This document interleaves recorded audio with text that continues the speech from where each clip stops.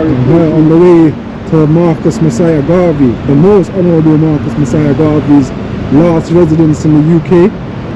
This is the route that he would have walked on a daily basis as he steps out of his house and takes a walk down the road. And as you can see, this is like really rush hour time now, so there's a lot of traffic on the road. There is a hotel, looks like it's been here for years. You know, it's a sunny day in London today. You know, we're just taking a walk down to the house where Marcus Garvey last resided. But yeah, as I was saying, this is the road he would have took a stroll down. He would have took this stroll down daily as he leaves his house to go to the shop. You know, go to round the corner from his house. It was the headquarters of the UNIA ACL, which is basically maybe like a 5-10 minute walk from his house. So he would have just walked round to that. In fact, after we finish here, we're going to take that walk round, brothers and sisters, to the old headquarters of the UNIA from 1945 to 1940. As we were saying, this is the last resident of the most Honourable Marcus Garvey. This is where he lived. This is where he was sick for some time. You know, and he had people taking care of him in this residence. But we're getting closer to it. There is a plaque outside the house, put on by, I believe, our brother Nubian Jack. So we're just taking the stroll. This is the stroll, as I was saying, brothers and sisters, that Marcus Garvey would have been walking daily. And here we are, brothers and sisters. This is the house of the most Honourable Marcus Messiah Garvey. This is the house where he lived, his last known residence, brothers and sisters. As you can see, there is a plaque on the wall. There is a plaque on the wall. I'm going to take some photographs of it as we get closer. This looks like it could have actually been the door that Marcus Messiah Garvey used to go through. As you can see, the stairs, they've turned it into flats now, so there's a few flats. As you can see, there's a top, middle, and a ground floor, and there is a lower floor. But these are the steps that Marcus Garvey would have stepped down every single day as he went about his business to free the minds of African people all across the globe.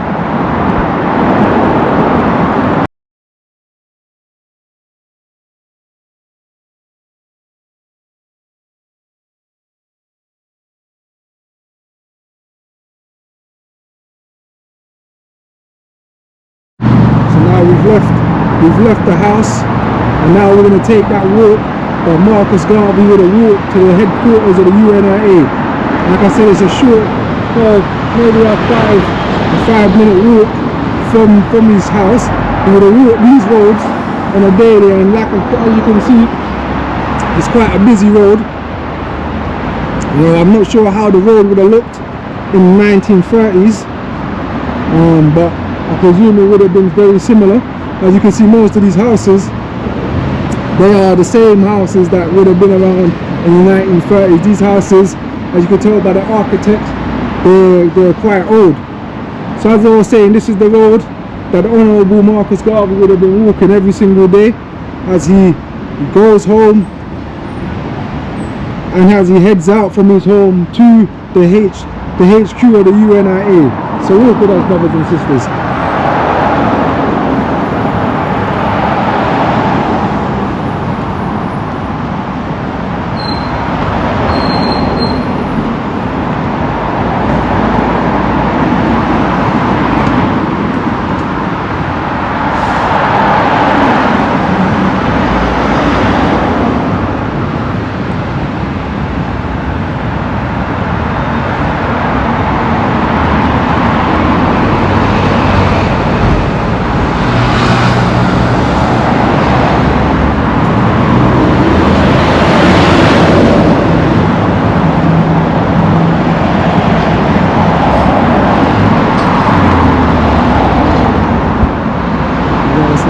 see the road is quite busy, as I was saying, brothers and sisters.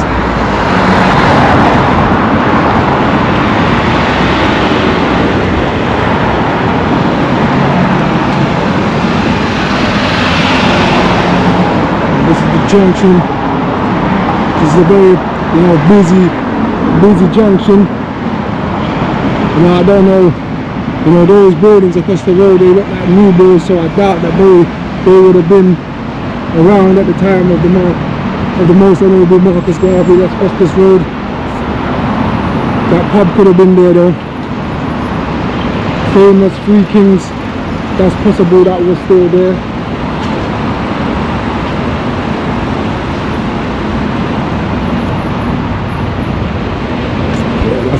That's possible that this pub would have still been there, the Three Kings.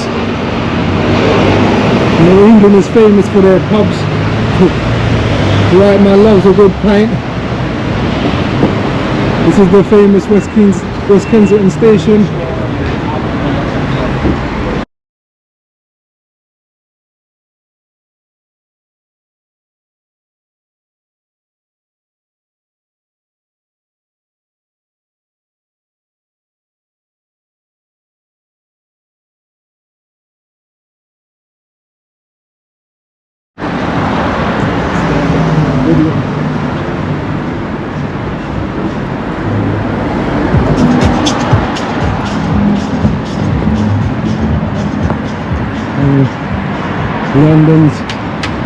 London's road is very busy.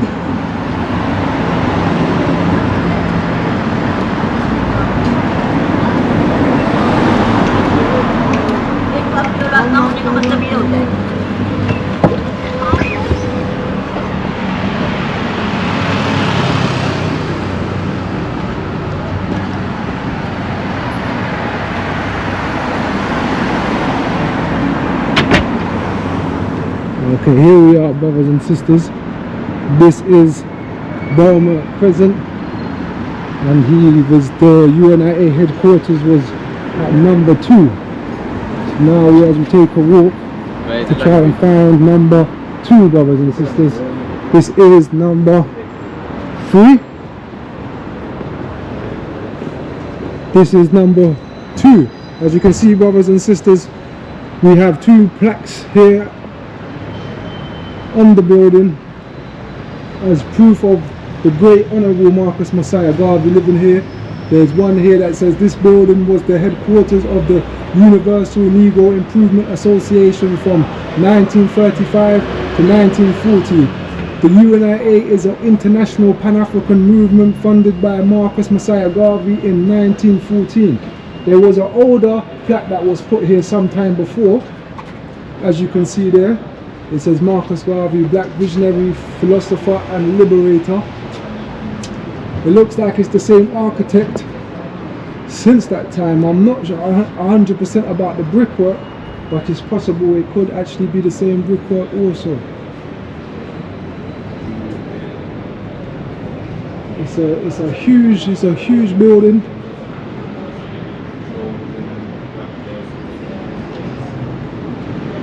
Here they got a downstairs flat also. But this is the home. Well, this was the headquarters of Marcus Garvey, as I was saying. The plaque is here. Let me get a closer look at the plaque for you guys.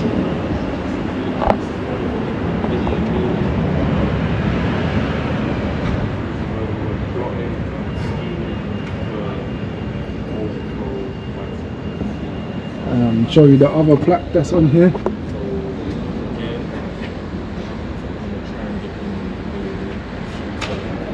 So again, brothers and sisters, this is the headquarters, or was the headquarters, of the greatest black organization of all times.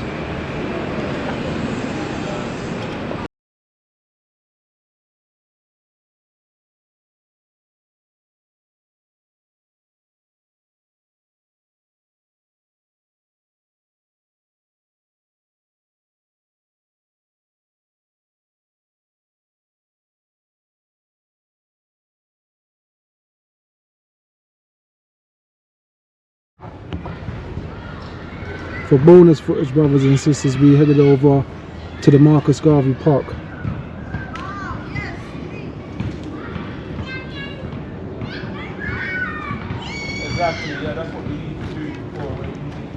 Now the park is not it's not a big park.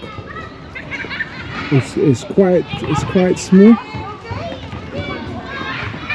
But they have, you know, some swings for the kids. I'm trying not to film too much as there's children here.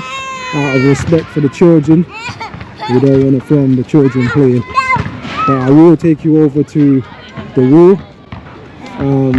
Like I said, we're not trying to capture any children on the camera, but we want to get this wall for you, brothers and sisters. So bear with me.